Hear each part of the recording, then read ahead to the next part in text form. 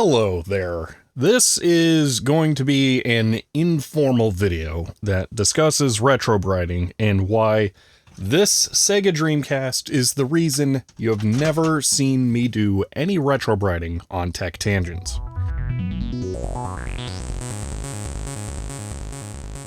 This is a 1 decade old Retrobright sample using the classic hydrogen peroxide cream in the sun method.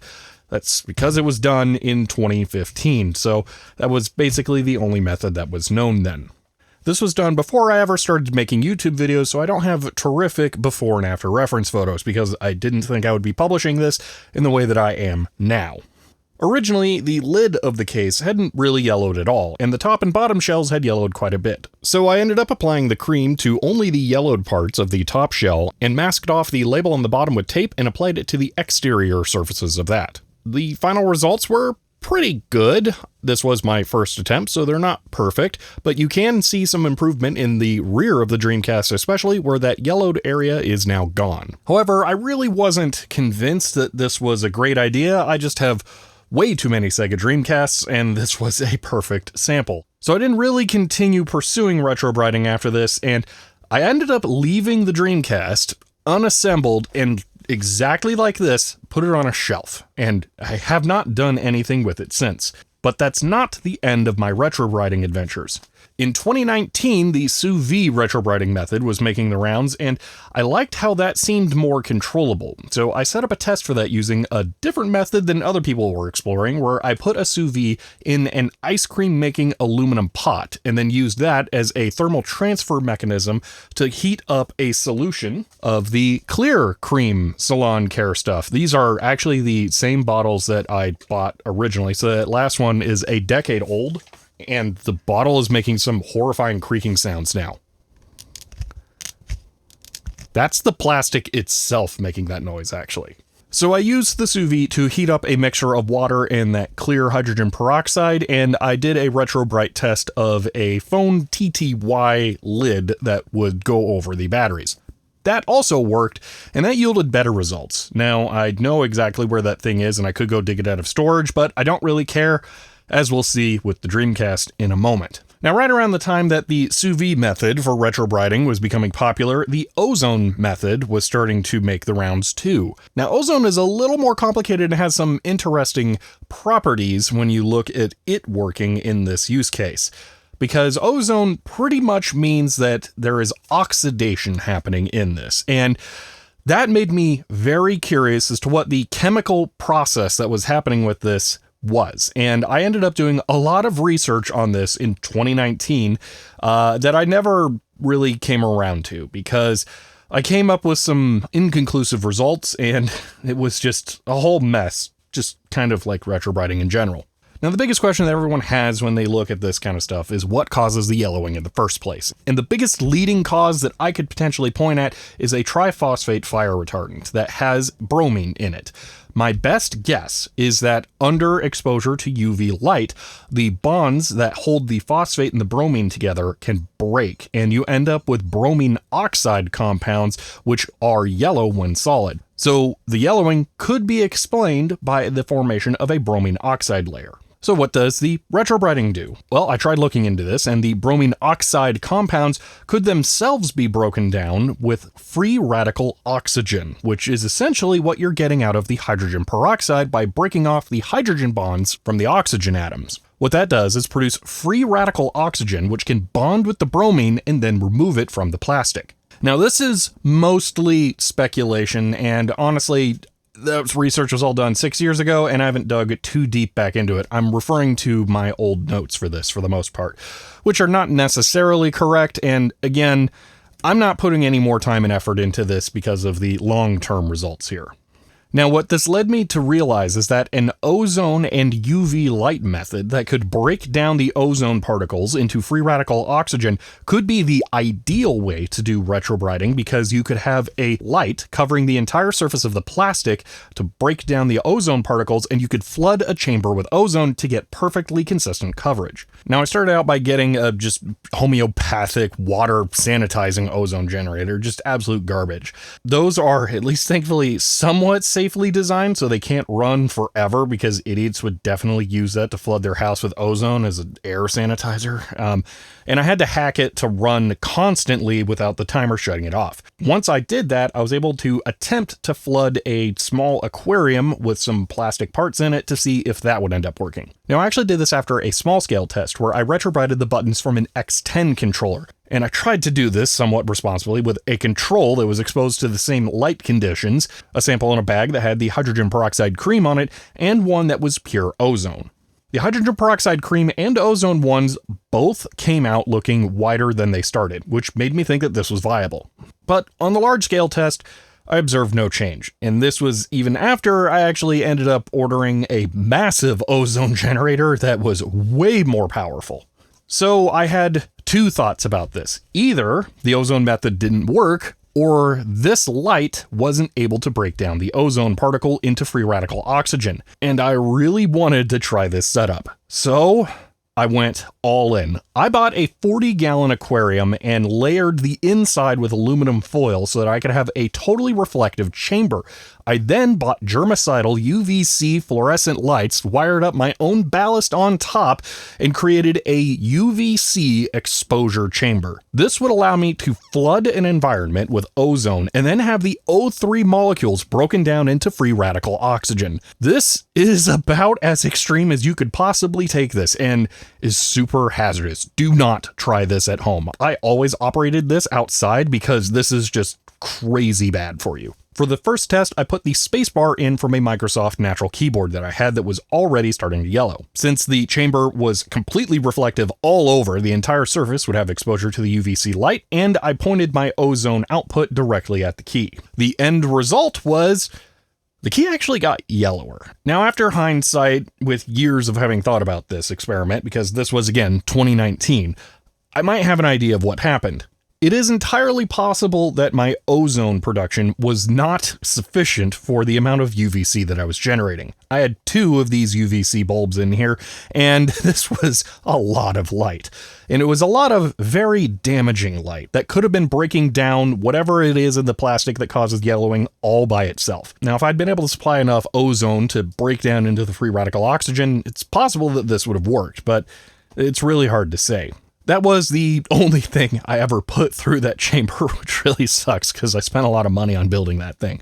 But while I was doing that test, literally 4 days after I built that chamber, I found a UV nail curing station at Goodwill, and it's just like, well, of course, I built a UVC chamber. This is a probably high-end UVB, low-end UVA chamber, so this is a good test of the other wavelengths. So I set up a test with the plus key of the numpad from that same keyboard and ran that through there with ozone passing through the bag with an inlet and outlet so that it could constantly be refreshed. The end result of that was that the key is maybe lighter. It's really hard to tell. Again, I didn't do like really good photos. I was making YouTube videos at this time, but I was expecting more consequential results that I was just going to retest with something new when I was done. And ultimately, I was not satisfied with this.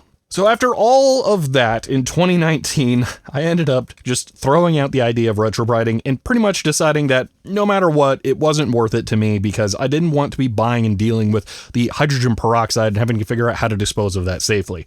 That Sous vide method, you end up with a mixture of hydrogen peroxide and disgusting plastic soup that I don't know what people are responsibly doing with. I suspect that it's just going down the drain even though it shouldn't.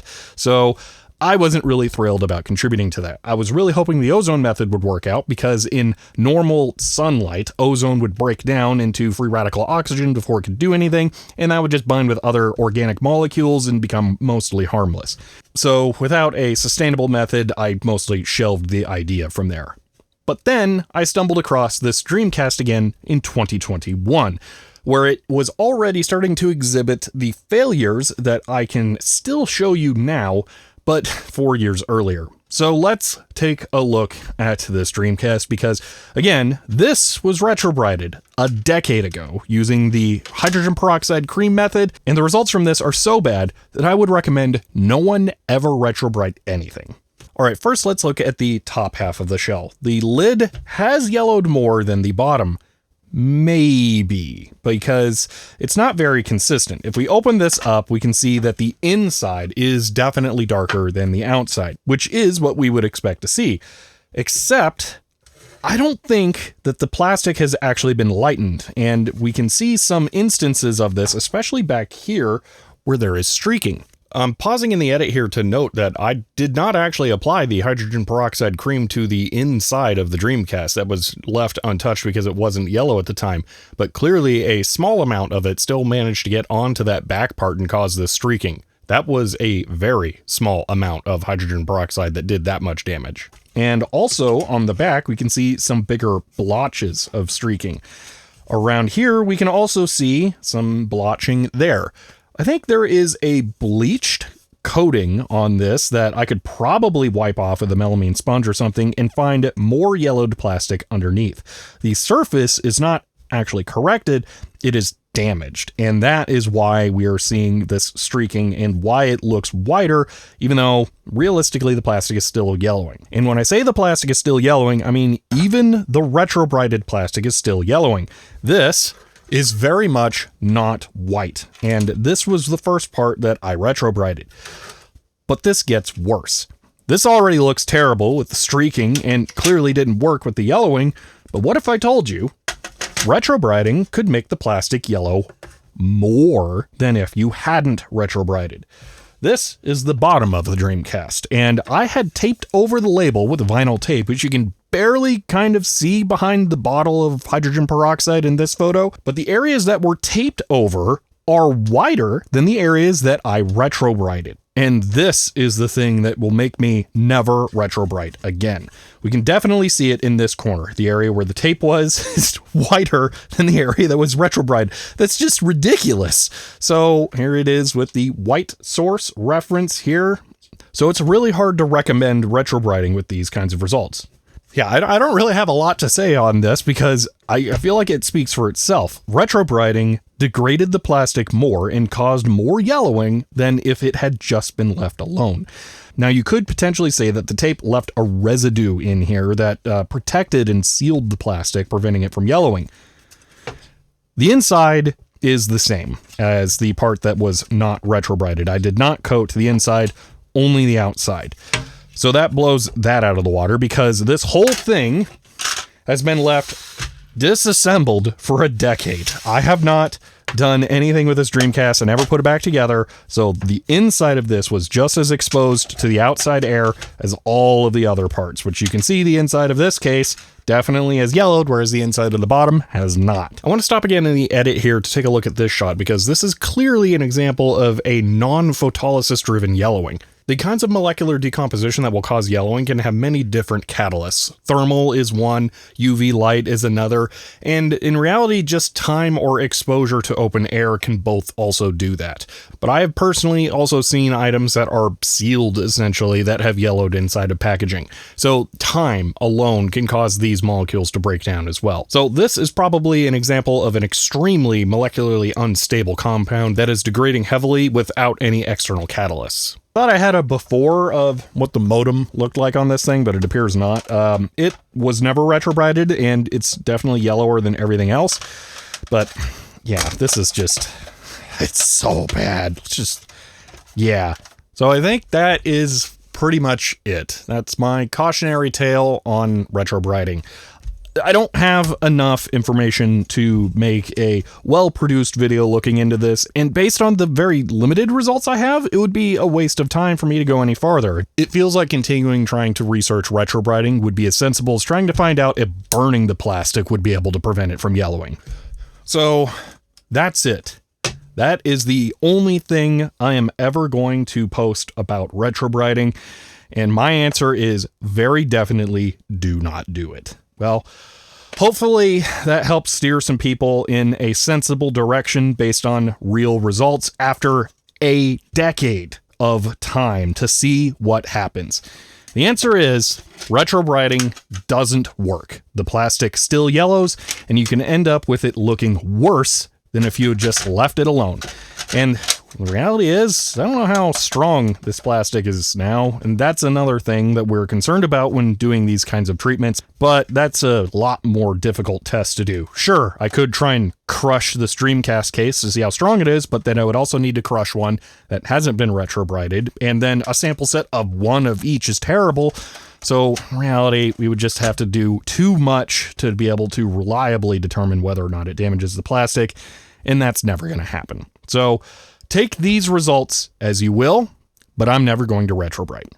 Well, if you enjoyed this video, you may want to subscribe to be notified when I release another one. If you want to help support the channel, I am on Patreon. But for now, that's it. And I think it's time for me to reassemble the Streamcast after a decade of having been torn apart. But you know what? I'll do a quick cap map that I can throw up on Caps Wiki while I'm here.